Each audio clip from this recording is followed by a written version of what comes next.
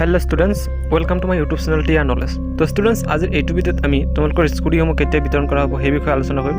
আৰু লগতে তোমালোকৰ স্কুটিখন পোৱাৰ আগত তোমালোকে কেতিয়া ক'ত কি কৰিব লাগিব আৰু লগতে কেতিয়া ডক্টৰ বাণীকান্ত কাকতি বঁটা বিতৰণী সভাত তোমালোকৰ মাতা হ'ব এই সম্পূৰ্ণ বিষয়বস্তুৰ ওপৰত আজি ডিটেইলছত আলোচনা কৰিম। তো তোমালোকে ভিডিঅ'টো অলপ স্কিপ নকৰাকৈ প্ৰথমৰ পৰা শেষলৈকে চাই থাকিবা আৰু চেনেলত প্ৰথমবাৰ ভিজিট কৰিলে প্লিজ চেনেলটো ছাবস্ক্ৰাইব কৰি কাষতে থকা বেল আইকনটো প্ৰেছ কৰি দিবা যাতে এনে গুৰুত্বপূৰ্ণ আপডেট তুমি সদায় পাই থাকিবলৈ সক্ষম হোৱা। তো বলা পলমকৈ আমি আজিৰ ভিডিঅ'টো আৰম্ভ কৰোঁ।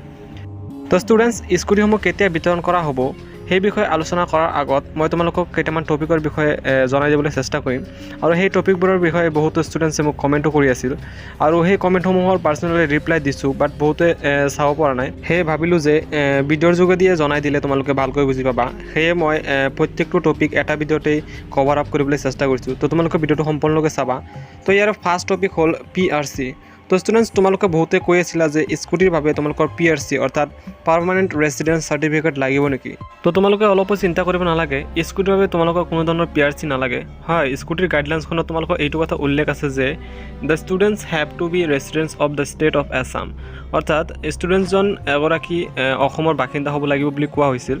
বাট ইয়াৰ বাবে তোমালোকৰ কোনো ধৰণৰ PRC নালাগে। PRC চাৰ্টিফিকেটখন কেতিয়া লাগে, যেতিয়া তুমি কোনো গভৰ্ণমেণ্ট চাকৰি কৰিব যাবা, then you should be submit your permanent residence certificate.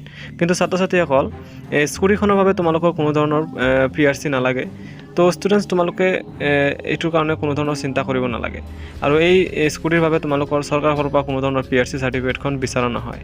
Next learner licence, অৰ্থাৎ স্কুটিখনৰ বাবে তোমালোকৰ লাৰ্ণাৰ লাইচেন্সখন বনাব লাগিব নেকি। তো ষ্টুডেণ্টছ তোমালোকৰ লাৰ্ণাৰ লাইচেন্সখন বনাব লাগিব নে নালাগে সেই সম্বন্ধে চৰকাৰৰ ফালৰ পৰা কোনো ধৰণৰ এতিয়ালৈকে আপডেট দিয়া নাই আৰু এইটোলৈ তোমালোক একো চিন্তা কৰিব নালাগে, কাৰণ স্কুটিখন পোৱাৰ পিছতে তোমালোকে লাৰ্ণাৰ লাইচেন্সখন বনাব পাৰিবা। আৰু যদি ইয়াৰ মাজত লাৰ্ণাৰ লাইচেন্স সম্বন্ধে কোনো ধৰণৰ আপডেট চৰকাৰৰ ফালৰ পৰা আহে তেন্তে চিন্তা নকৰিবা, নিশ্চয় মই তোমালোকক ভিডিঅ'ৰ যোগেদি জনাই দিম। সেয়ে তোমালোক চেনেলটো ছাবস্ক্ৰাইব কৰি ৰাখিবা।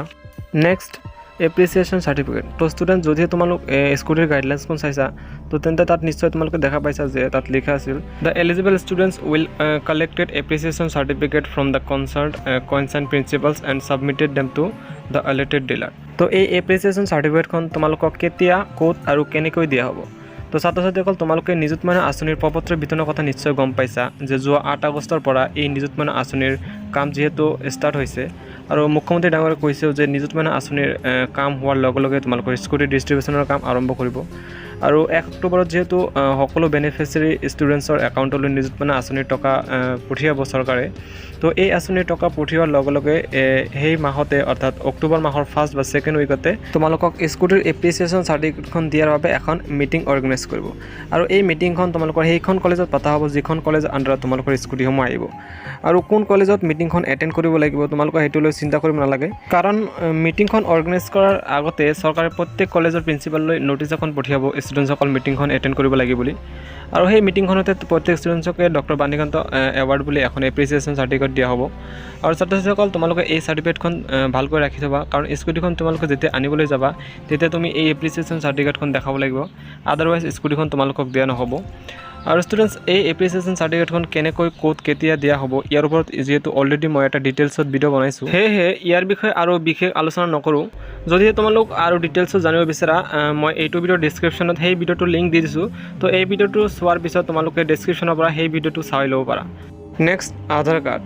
তো ষ্টুডেণ্ট স্কুটিখন আনিবলৈ যাওঁতে যিহেতু তোমালোকৰ ডকুমেণ্ট ভেৰিফিকেশ্যনৰ সময়ত তোমালোকৰ আধাৰ কাৰ্ডখন বিচৰা হ'ব, সেয়ে তোমালোকৰ আধাৰ কাৰ্ডটো থকাটো কম্পালচৰি আৰু লগতে সেই আধাৰ কাৰ্ডখনৰ লগত লিংক থকা মোবাইল নম্বৰখন এক্টিভ থাকিব লাগিব, কাৰণ স্কুটিখন তোমালোকে যেতিয়া আনিবলৈ যাবা তেতিয়া স্কুটি ডিলাৰৰ পৰা তোমালোকৰ ডকুমেণ্টছসমূহ ভেৰিফিকেশ্যন কৰাৰ সময়ত তোমালোকৰ আধাৰৰ লগত যিটো নেকি মোবাইল নম্বৰটো লিংক আছে তোমালোকৰ সেই মোবাইল নম্বৰত স্কুটি ডিলাৰৰ পৰা এটা OTP চেণ্ড কৰিব আৰু সেই OTPটো তোমালোকে তাত দিব পাৰিব লাগিব। সেয়ে তোমালোকৰ আধাৰ কাৰ্ডৰ লগত লিংক থকা মোবাইলটো নিজৰ লগত লৈ যাব লাগিব। আৰু ষ্টুডেণ্টছ এই আধাৰ কাৰ্ডৰ প্ৰব্লেম লৈ বহুতে মোক কমেণ্ট কৰি আছিল যে আধাৰ কাৰ্ডত নাম ভুল হৈ আছে বা মোবাইল নাম্বাৰ ভুল হৈ আছে। তো ছাত্ৰ ছাত্ৰীসকল মই তোমালোকক আগতে এটা ভিডিঅ'ত কৈ দিছিলোঁ যে তোমালোকৰ আধাৰ কাৰ্ডখন একুৰেট হ'ব লাগিব, আৰু যদিহে কিবা ভুল হৈ আছে আধাৰ কাৰ্ডখনত তো কেনেকৈ ক'ত গৈ আৰু কিমান দূৰৰ মূৰত নিজৰ আধাৰ কাৰ্ডখন ঠিক কৰি ল'ব পাৰিবা সেই বিষয়ে ধুনীয়াকৈ ডিটেইলছত এটা ভিডিঅ' বনাই মই তোমালোকক কৈ দিছিলোঁ। তো যদিহে তোমালোকৰ এতিয়াও কাৰোবাৰ আধাৰ কাৰ্ডখনত কিবা কিবি ভুল হৈ আছে তো এইটো ভিডিঅ' চোৱাৰ পিছত তোমালোকে সেই ভিডিঅ'টো চাই ল'বা, মই ডিছক্ৰিপশ্যনত দি দিছোঁ সেই ভিডিঅ'টোৰ লিংক। আৰু যদিহে কাৰোবাৰ আধাৰ কাৰ্ডখন একেবাৰেই নাই বা বনোৱাই নাই তো এতিয়া সময় আছে, সোনকালে বনাই ল'বলৈ তোমালোকে ট্ৰাই কৰা। Next registration and insurance. তো ষ্টুডেণ্টছ এইটো টপিকৰ ওপৰতো মই এটা ডিটেইলছত অলৰেডি এটা ভিডিঅ' বনাই থৈছোঁ আৰু সেই ভিডিঅ'টো বহুত ষ্টুডেণ্টছে চাইছে, আকৌ বহুতে হয়তো চোৱা নাই। তো যিসকলে চোৱা নাই মই তোমালোকক অলপ নচমুকৈ কৈ দিবলৈ চেষ্টা কৰিম যে স্কুটিৰ ৰেজিষ্ট্ৰেশ্যন আৰু ইঞ্চুৰেঞ্চটো তোমালোকে নিজে কৰিব লাগিব নেকি। তো এই বিষয়ে মই ইমান ডিটেইলছত নকওঁ, কাৰণ অলৰেডি যিহেতু ধুনীয়াকৈ এইটো টপিকৰ ওপৰত অলৰেডি ভিডিঅ' এটা আছেই আৰু তাৰ লিংক মই এইটো ভিডিঅ'ৰ ডেছক্ৰিপশ্যনত দি দিছোঁ। তো যদিহে তোমালোকে ডিটেইলছত চাব বিচাৰা ডেছক্ৰিপশ্যনত গৈ এইটো ভিডিঅ' কমপ্লিটকৈ চাই লোৱাৰ পিছত সেই ভিডিঅ'টো তোমালোকে চাই ল'বা। তো ষ্টুডেণ্টছ তোমালোকৰ স্কুটিৰ ৰেজিষ্ট্ৰেশ্যন বা ইঞ্চুৰেঞ্চৰ লগত আন যি বস্তু কৰিব লগা থাকে এই সম্পূৰ্ণ বিষয়বস্তুসমূহ তোমালোকৰ চৰকাৰৰ ফালৰ পৰাই কৰি দিয়া হ'ব। তো এই স্কুটিৰ ৰেজিষ্ট্ৰেশ্যন বা ইঞ্চুৰেঞ্চৰ লগত তোমালোক চিন্তা কৰিব নালাগে। আৰু এটা কথা বহুতে কৈ আছিল যে স্কুটিৰ ছেকেণ্ড মেৰিট লিষ্ট ওলাব নেকি। তো ষ্টুডেণ্টছ স্কুটিৰ মাত্ৰ এটাই মেৰিট লিষ্ট ওলায় আৰু তাতে সকলোৰে নাম আহি যায় যিসকলে নেকি স্কুটি পাব।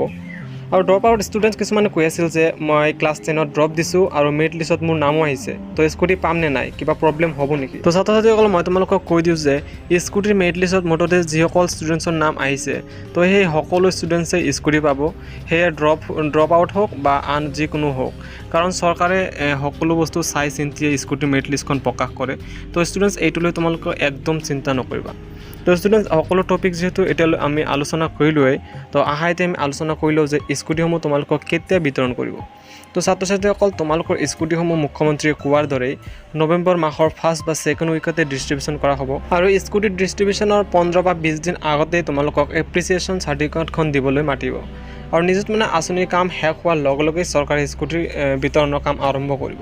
আৰু এটা কথা ষ্টুডেণ্টছ, আৰু এইটো বিশেষকৈ ছোৱালীসকলৰ বাবে, তো ছাত্ৰীসকল যদিহে তুমি নিযুতমইনা আঁচনিৰ ফৰ্ম লৈছা তেন্তে তুমি স্কুটিখন নাপাবা, কাৰণ দুটা আঁচনি একেলগে চৰকাৰে নিদিয়ে।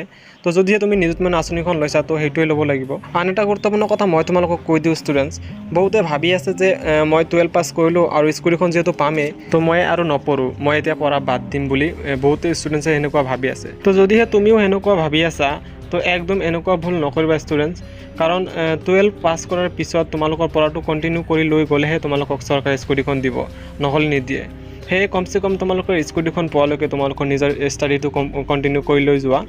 তো ষ্টুডেণ্টছ আজিৰ এইখিনি আছিল। নিশ্চয় এতিয়া তোমালোকে গম পালা যে তোমালোকৰ স্কুটিসমূহ কেতিয়া বিতৰণ কৰিব, ক'ত কেনেকৈ কেতিয়া কি কৰিব লাগিব।